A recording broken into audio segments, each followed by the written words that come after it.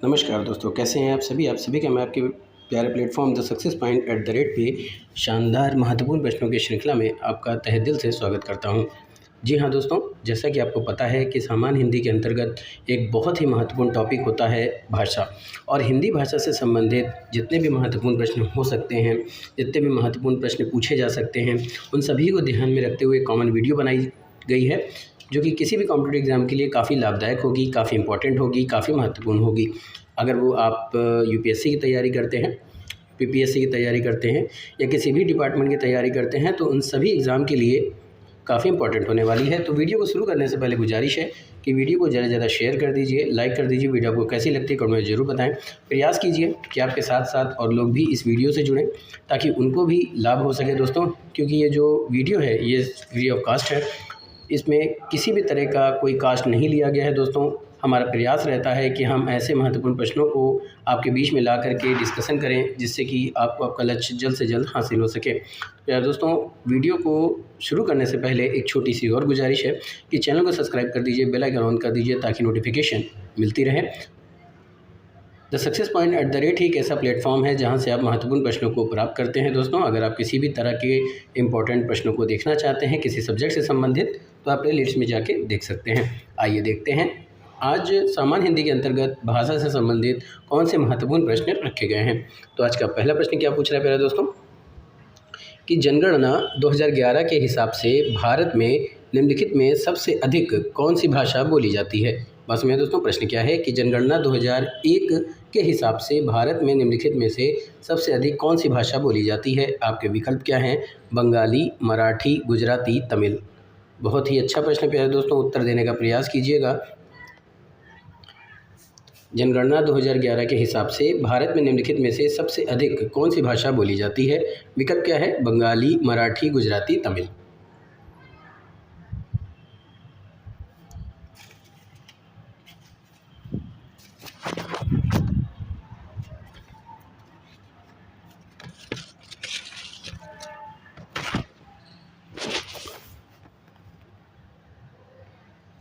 दोस्तों, जनगणना 2001 के हिसाब से भारत में जो सबसे अधिक बोली जाने वाली भाषा है वो कौन सी है? तो वो है बंगाली। कौन सी भाषा प्यारे दोस्तों? बंगाली। याद रहेगा, याद कर लीजिएगा, कौन सी भाषा? बंगाली। तो ए विकल्प सही हो जाएगा। तो A is the right answer for this question. अगला प्रश्न क्या है कि कन्नौजी बोली, जो कन्नौजी भाषा होती है, मुख्य रूप से निम्न में से कौन से ज़िले में बोली जाती है। बस में दोस्तों, प्रश्न क्या है कि कन्नौजी भाषा जो है, कन्नौजी बोली जो है, वो मुख्य रूप से किस ज़िले में बोली जाती है। आपके विकल्प क्या हैं? फर्रुखाबाद, मुरादाबाद, इलाहाबाद, कानपुर। ये प्रश्न भी इम्पोर्टेंट है प्यारे दोस्तों, किसी भी एग्ज़ाम के लिहाज से। कन्नौजी बोली जो होती है वो मुख्य रूप से कौन से ज़िले में बोली जाती है? एक बार विकल्प फिर से सुन लीजिए, फर्रुखाबाद, मुरादाबाद, इलाहाबाद और कानपुर।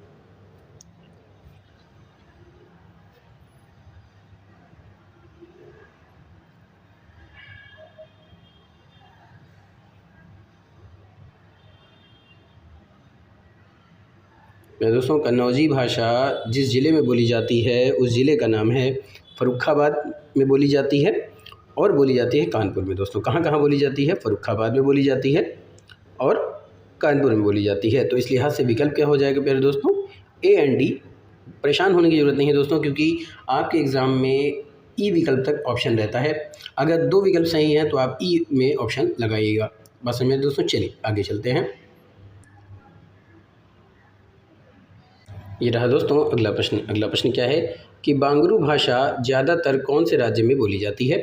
प्रश्न क्या है कि बांगरू भाषा ज़्यादातर कौन से राज्य में बोली जाती है।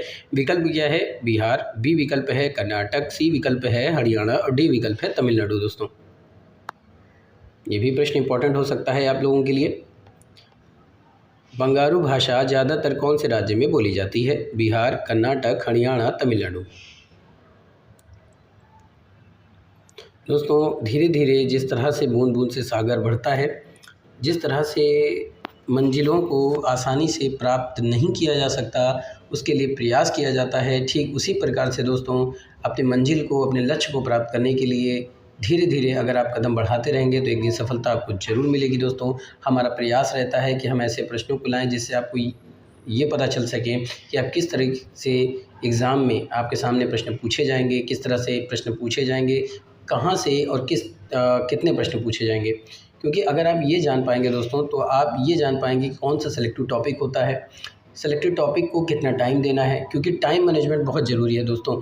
क्योंकि जितने ज़्यादा प्रश्नों को लगाएंगे, जितने से ज़्यादा आप प्रैक्टिस सेट लगाएंगे दोस्तों, उतने आपकी टाइम की बचत होगी और आप एग्ज़ाम हॉल में जब आपको क्वेश्चन पेपर मिलेगा तो आप जल्द से जल्द उसको सॉल्व कर पाएंगे। तो चलिए दोस्तों, प्रश्न क्या है कि बांगरू भाषा ज़्यादातर कौन से राज्य में बोली जाती है। तो बांगरू भाषा ज़्यादातर हरियाणा राज्य में बोली जाती है दोस्तों। कहाँ बोली जाती है? हरियाणा राज्य में बोली जाती है। तो सी विकल्प सही हो जाएगा। तो C is the right answer for this question. अगला महत्वपूर्ण प्रश्न क्या है कि हिंदी के स्थान पर अंग्रेजी को सन 1885 में भारत की शिक्षा और प्रशासन की भाषा के रूप में किसने स्थापित किया था। बहुत ही अच्छा प्रश्न है दोस्तों। ये प्रश्न आपके हिस्ट्री से भी संबंधित हो सकता है, इतिहास से भी संबंधित हो सकता है। तो इतिहास यानी कि हिस्ट्री दोस्तों। तो हिंदी के स्थान पर अंग्रेजी को सन 1855 की बात है भारत की शिक्षा और प्रशासन की भाषा के रूप में किसने स्थापित किया था। विकल्प है Lord Macaulay, John Adams, Warren Hastings, the Lord Minto. प्यारे दोस्तों, प्रश्न आपके सामने है, विकल्पों को ध्यान से देखते हुए उत्तर दीजिएगा दोस्तों। जब भी वीडियो शुरू हो प्यारे दोस्तों तो वीडियो को शुरुआत से अंत तक देखें और कॉपी पेन लेके बैठें, जिससे आपको ये पता चल सके कि आप कितने सही प्रश्नों के उत्तर दे पाते हैं। क्योंकि the success point at the rate पे ही आप शानदार महत्वपूर्ण प्रश्नों को प्राप्त करते हैं और ऐसे महत्वपूर्ण प्रश्न आपको शायद ही पूरे यूट्यूब पे मिलेगा दोस्तों। क्योंकि हिंदी के स्थान पर अंग्रेजी को सन 1855 में भारत की शिक्षा और प्रशासन की भाषा के रूप में किसने स्थापित किया था। विकल्प क्या है? Lord Macaulay, John Adams, Warren Hastings और द लॉर्ड मिंटो।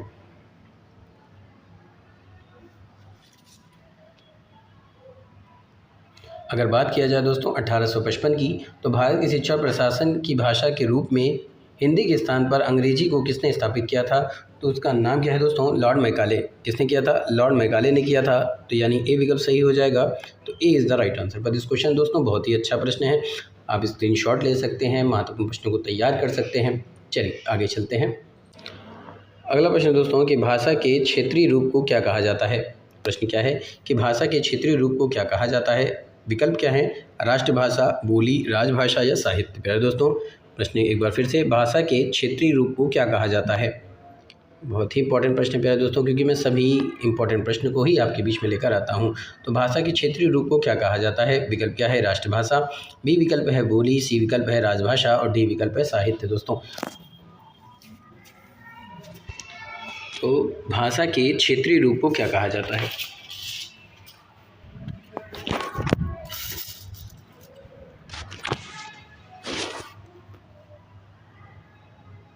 दोस्तों, अगर बात किया जाए भाषा के क्षेत्रीय रूप को क्या कहा जाता है, तो प्यारे दोस्तों बोली कहा जाता है। क्या कहा जाता है? बोली कहा जाता है, यानी भाषा कहा जाता है। भाषा के क्षेत्रीय रूप को क्या कहा जाता है?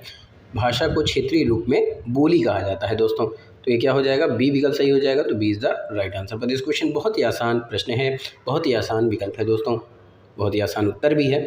निम्नलिखित में से कौन सा भाषा का मौखिक रूप है। और सुनिए दोस्तों, प्रश्न क्या है? निम्नलिखित में से कौन सा भाषा का मौखिक रूप है। विकल्प क्या है? परियोजना, पत्र, परिचर्चा और निबंध। ऐसे भी प्रश्न आपको पूछे जा सकते हैं कि निम्नलिखित में से कौन सा भाषा का मौखिक रूप है। विकल्प क्या है? परियोजना, पत्र, परिचर्चा और निबंध।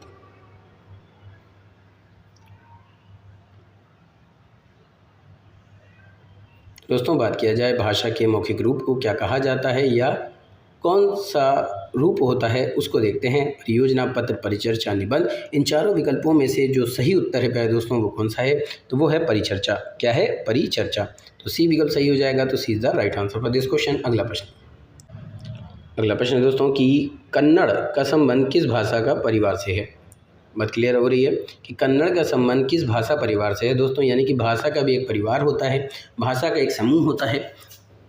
उस समूह में से आपको बताना है कि कौन सा समूह होता है जो कन्नड़ भाषा से संबंधित है। आपके विकल्प हैं देवभाषा परिवार से, आर्य भाषा परिवार से, भरोपीय भाषा परिवार से और द्रविड़ भाषा परिवार से। ये सब क्या है दोस्तों? भाषा का एक परिवार है। आपको उसका उत्तर देना है कि कौन से परिवार से कन्नड़ भाषा का संबंध है। विकल्प एक बार फिर से सुन लीजिएगा। देवभाषा परिवार, आर्य भाषा परिवार, भरोपीय भाषा परिवार और द्रविड़ भाषा परिवार। प्यारे दोस्तों, अगर अभी तक आपने चैनल को सब्सक्राइब नहीं किया है तो चैनल को सब्सक्राइब कीजिएगा, बेल आइकन ऑन कीजिए ताकि नोटिफिकेशन मिलती रहे। ऐसे ही महत्वपूर्ण प्रश्नों को प्राप्त करने के लिए, ऐसे ही महत्वपूर्ण वीडियो को प्राप्त करने के लिए चैनल से बने रहिए, खुद भी जुड़िए और लोगों को भी जोड़ने का प्रयास कीजिए।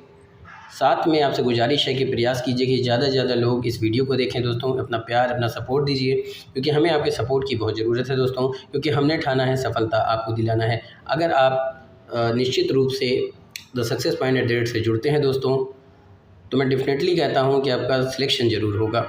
ऐसे ही महत्वपूर्ण प्रश्न आपके एग्ज़ाम में पूछे जाते हैं। तो कन्नड़ का संबंध किस भाषा परिवार से है? अगर ये पूछता है दोस्तों, ये प्रश्न आता है, तो आपके उत्तर क्या होंगे? विकल्प है देवभाषा परिवार, आर्य भाषा परिवार, बहुरूपी भाषा परिवार, द्रविड़ भाषा परिवार। तो इसका सही विकल्प क्या होगा दोस्तों? इसका सही विकल्प होगा बहुरूपी भाषा परिवार, यानी कि सी विकल्प सही हो जाएगा। तो C is the right answer for this question. दोस्तों अगले महत्वपूर्ण प्रश्न की तरफ बढ़ते हैं।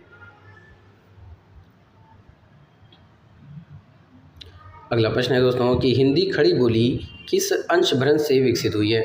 हिंदी खड़ी बोली जो है वो किस अपभ्रंश से विकसित हुई है? आपके विकल्प क्या हैं? अर्धमागधी, मागधी, सौरसेनी और ब्राह्मण। तो दोस्तों इससे पहले भी ये प्रश्न हम लोग ने डिस्कशन कर रखा है। हिंदी खड़ी बोली किस अपभ्रंश से विकसित हुई है? आपके विकल्प हैं अर्धमागधी, बी विकल्प है मागधी, सी विकल्प है सौरसेनी और डी विकल्प है ब्राह्मण।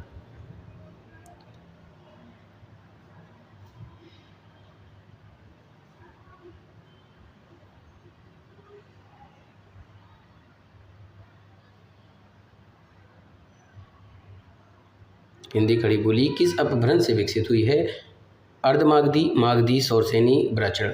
तो प्यारे दोस्तों हिंदी खड़ी बोली की अगर बात करें तो ये किस अपभ्रंश से विकसित हुई है? तो ये विकसित हुई है सौरसेनी से। किससे? सौरसेनी से विकसित हुई है। तो सी विकल्प सही हो जाएगा। तो C is the right answer for this question. दोस्तों अगले प्रश्न की तरफ चलते हैं। तो दोस्तों यहाँ से आपने क्या देखा कि हिंदी खड़ी बोली किस अपभ्रंश से विकसित हुई है? विकल्प है अर्धमागधी, बी विकल्प है मागधी, सी विकल्प है सौरसेनी और डी विकल्प ब्राह्मण। तो इसमें से जो सही विकल्प है वो क्या होगा दोस्तों? तो वो होगा सौरसेनी। क्या होगा दोस्तों? सौरसेनी। तो यानी सी विकल्प सही है। तो C is the right answer for this question. दोस्तों ये भी इंपॉर्टेंट प्रश्न है आपके लिए। अगला प्रश्न क्या है कि हिंदी भाषा की बोलियों के वर्गीकरण के आधार पर छत्तीसगढ़ी बोली है। ए विकल्प क्या है? पहाड़ी हिंदी, बी विकल्प है राजधानी हिंदी, सी विकल्प है पूर्वी हिंदी और डी विकल्प है पश्चिमी हिंदी। हिंदी भाषा की जो बोलियां हैं उनके वर्गीकरण के आधार पर छत्तीसगढ़ जो बोली है छत्तीसगढ़ की वो कौन सी है? दोस्तों फटाफट से उत्तर देने का प्रयास कीजिएगा, क्योंकि ये सभी प्रश्न आपके लिए इंपॉर्टेंट हैं किसी भी एग्ज़ाम के लिहाज से। अगर आप यूपीएससी की तैयारी करते हैं, एसएससी की तैयारी करते हैं, यूपीट्रिपलएससी की तैयारी करते हैं, पिट की तैयारी करते हैं, टीजीटी, पीजीटी, इन सभी की तैयारी करते हैं, कोई भी कॉम्पिटिटिव एग्जाम की तैयारी करते हैं, तो उन सभी के लिए इंपॉर्टेंट है। तो हिंदी भाषा की बोलियों के वर्गीकरण के आधार पर छत्तीसगढ़ी बोली है। पहाड़ी हिंदी, राजस्थानी हिंदी, पूर्वी हिंदी या फिर पश्चिमी हिंदी। तो अगर हम बात करते हैं दोस्तों हिंदी भाषा के बोलियों के वर्गीकरण के आधार पर किस बोली की? छत्तीसगढ़ बोली की। याद रखिएगा छत्तीसगढ़ जो बोली है वो कौन सी बोली है? वर्गीकरण के आधार पर बताना है, हिंदी भाषा के बोलियों के आधार पर।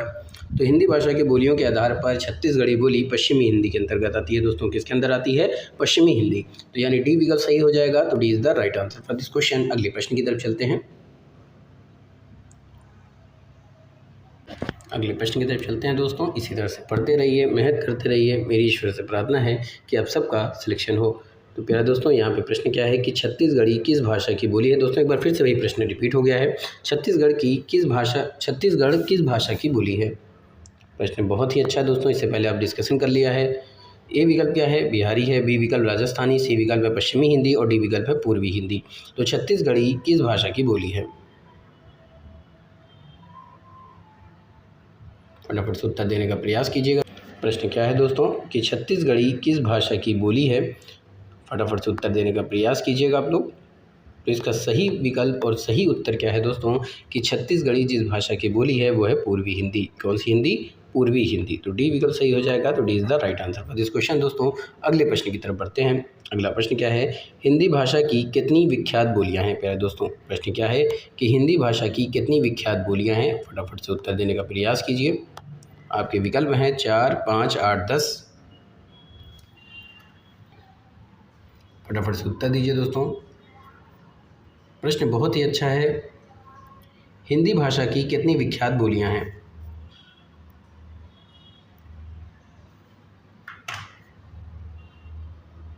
4, 5, 8, 10।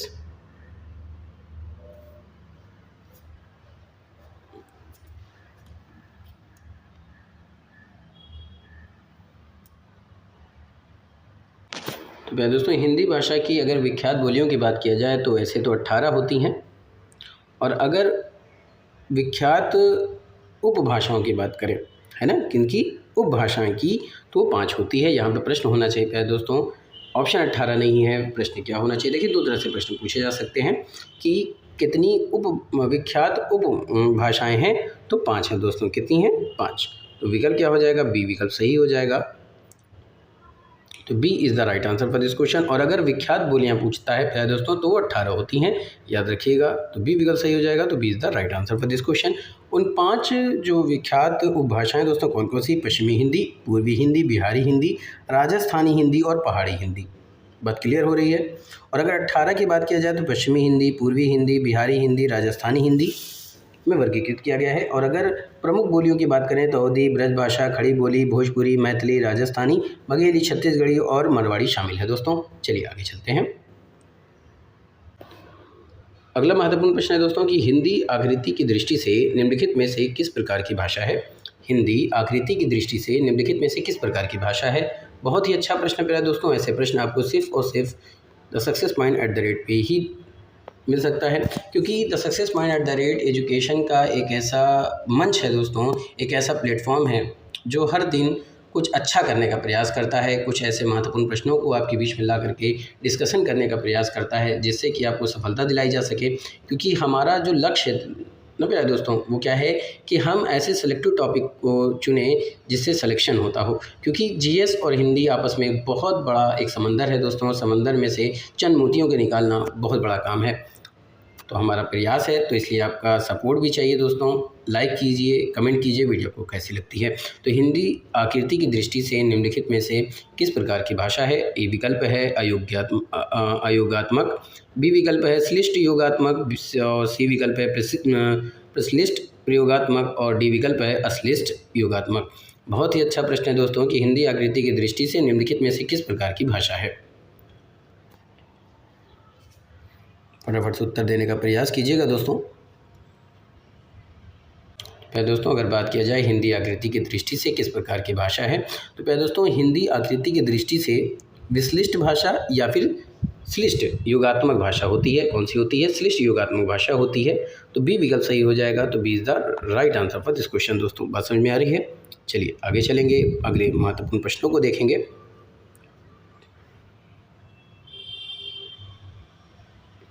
चलिए अगला प्रश्न क्या है कि ब्रज भाषा का विकास किस अपभ्रंश से हुआ है?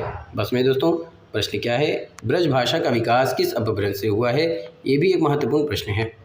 आपके विकल्प हैं मागधी, अर्धमागधी, पैसाची और सौरसेनी। ब्रज भाषा किस प्रकार के अपभ्रंश से हुआ है विकसित? ब्रज भाषा के विकास किस अपभ्रंश से हुआ है? विकल्प क्या है? मागधी, अर्धमागधी, पैसाची और सौरसेनी।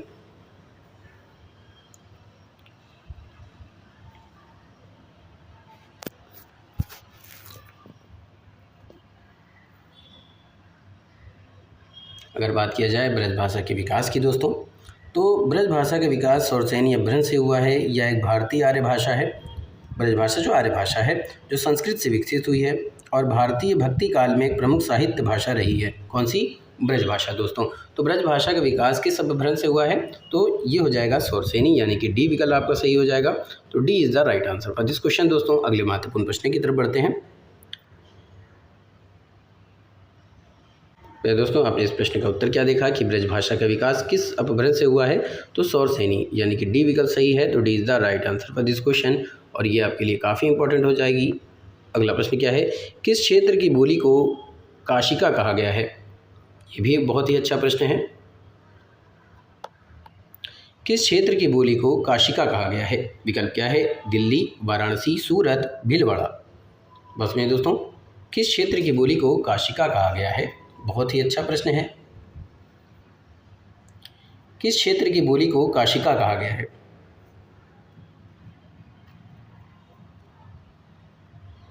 तो तो प्यारे दोस्तों, अगर बात किया जाए काशिका शब्द की, तो काशिका शब्द का प्रयोग वाराणसी और उसके आसपास के क्षेत्र की बोली के लिए किया जाता है। ये बोली हिंदी की एक ऐसी बोली है जिसे काशिका भोजपुरी भी कहते हैं, और यह शब्दावली के लिए हिंदी, उर्दू, भोजपुरी से प्रभावित होती है। बात क्लियर हुई दोस्तों? तो किस क्षेत्र की बोली को काशिका कहा गया है? तो ये हो जाएगा दोस्तों वाराणसी। क्या हो जाएगा? वाराणसी, यानी कि बी विकल्प सही हो जाएगा। तो B is the right answer for this question. अगले महत्वपूर्ण प्रश्न की तरफ बढ़ते हैं। अगला प्रश्न है दोस्तों कि पश्चिमी हिंदी के अंतर्गत कौन सी बोली आती है? पश्चिमी हिंदी के अंतर्गत कौन सी बोली आती है दोस्तों? बघेली, मगही, कन्नौजी और मेवाती। पश्चिमी हिंदी के अंतर्गत कौन सी बोली आती है?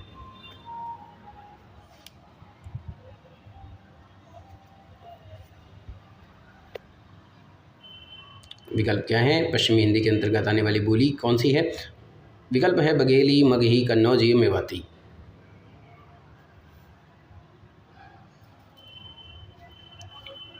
पश्चिमी हिंदी के अंतर्गत कौन सी बोली आती है?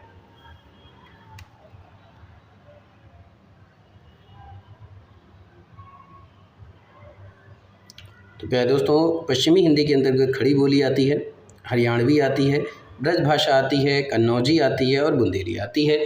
पर यहाँ पे बघेली विकल्प दिया है दोस्तों, तो ये गलत हो जाएगा। मगही की बात करें तो मगही भी नहीं होगा दोस्तों, मेवाती भी नहीं होगा, पर कन्नौजी होगा। तो आपका इस लिहाज से सी विकल्प सही हो जाएगा। तो C is the right answer for this question. अगला प्रश्न क्या है?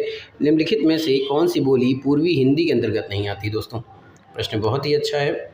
पूर्वी हिंदी के अंतर्गत कौन सी बोली नहीं आती है, ये प्रश्न पूछा जा रहा है। विकल्प है बघेली, अवधी, मगही और छत्तीसगढ़ी। पूर्वी हिंदी के अंतर्गत कौन सी बोली नहीं आती है? विकल्प है बघेली, अवधी, मगही और छत्तीसगढ़ी। तो देखिए प्यारे दोस्तों, पूर्वी हिंदी के अंतर्गत बुंदेली आती है, यहाँ पे बुंदेली ऑप्शन नहीं है।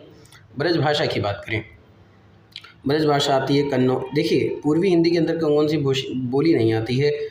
बुंदेली, ब्रज भाषा और कन्नौजी। बात समझिए दोस्तों, ये सब नहीं आती। पूर्वी हिंदी की बोलियाँ अवधी, बघेली और छत्तीसगढ़ी होती है।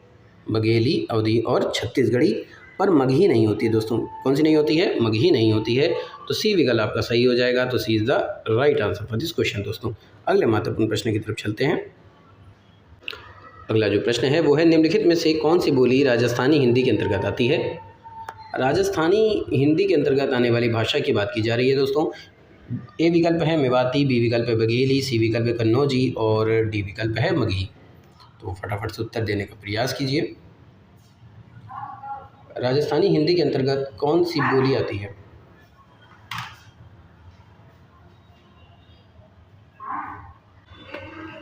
दोस्तों विकल्प क्या है कि कौन सी प्रश्न है, कौन सी बोली जो राजस्थानी हिंदी के अंतर्गत आती है? ए विकल्प है मेवाती, बघेली, कन्नौजी, मगही। तो राजस्थानी हिंदी के अंतर्गत जो बोली आती है वो है मारवाड़ी, मेवाती, मालवी और जयपुरी। बात क्लियर हो रही है दोस्तों? और इन बोलियों के अलावा अगर हम बात करें, ठीक है, अगर हम इन सभी बोलियों के अलावा बात करें तो हड़ौती, शेखावती, बागड़ी और निवाड़ी भी राजस्थानी भाषा के अंतर्गत आती है। यहाँ पे पूछा है कि अंतर्गत कौन सी भाषा आती है, तो सिर्फ मेवाती आती है दोस्तों। बाकी के विकल्प आपके गलत हो जाएंगे क्योंकि बाकी राजस्थानी में नहीं आती, तो मेवाती हो जाएगा। तो ए विकल्प सही हो जाएगा। तो A is the right answer for this question. अगला प्रश्न क्या है? सितंबर मास में 10वां विश्व हिंदी सम्मेलन भारत के किस शहर में आयोजित किया गया था? ये प्रश्न जब पूछा गया था, ये तब का प्रश्न है दोस्तों। सितंबर मास में 10वां विश्व हिंदी सम्मेलन भारत के किस शहर में आयोजित किया गया था?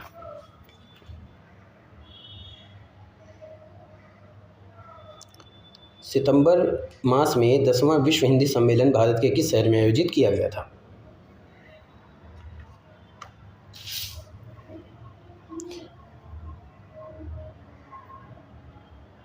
आपके उत्तर हैं भोपाल, जयपुर, नागपुर, नई दिल्ली।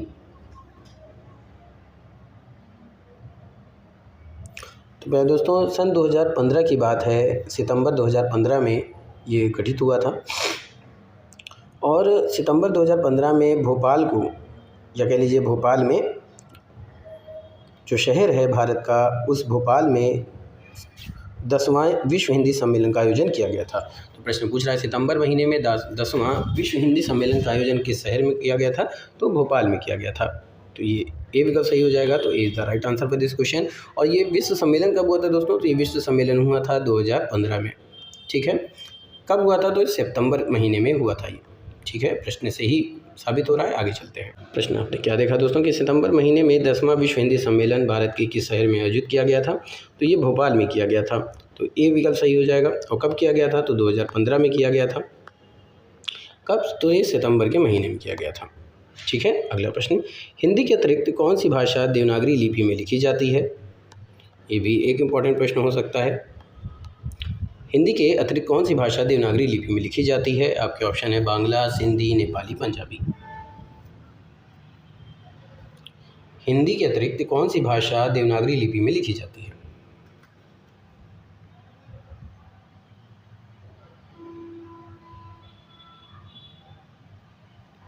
दोस्तों हिंदी के अतिरिक्त संस्कृत, मराठी, नेपाली, कश्मीरी, कोंकणी, सिंधी, भोजपुरी, मैथिली, मगही, बोडो, संथाली जैसी कई भाषाएं भी देवनागरी लिपि में लिखी जाती हैं।